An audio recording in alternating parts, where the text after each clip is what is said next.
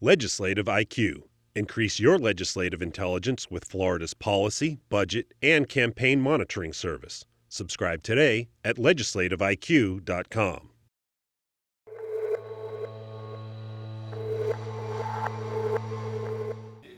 Florida Senate President Andy Gardner and Speaker of the House Steve Crisafulli both laid out their priorities for 2016's legislative session. They shared the same top goal: to help President Gardner accomplish the goal of strengthening pathways to economic independence for the disabled in this state. But they did it separately. The two chamber heads appeared together in the past to lay out a joint work plan, but earlier this year, legislative session came to a divisive end after both sides couldn't agree on health care funding. The two state leaders downplayed the separate appearances. I think we got a pretty good idea what the House is interested in, and they know what I'm interested in. Hopefully we can get some things done. The President and I are good friends. We're close. We communicate.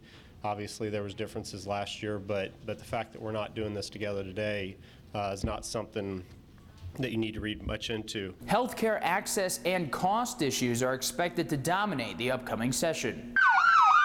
Crisafulli reiterated his chamber's opposition to Medicaid expansion and said they'd focus on programs driving down costs. Gardner said lower costs doesn't help the person without health care coverage to begin with. But somebody's going to have to show us that this is really going to lower the cost of health care. And if they're going to claim that, well, this helps with access, if you don't have insurance, it doesn't matter how many programs you create. Crisafulli said his chamber would keep cost and access separate issues. Driving down costs help the rest of us standing here, but improving access, provides opportunities for those that don't have it. 2016's legislative session begins in January, earlier than the typical March start time. Reporting in Tallahassee, I'm Matt Gelka.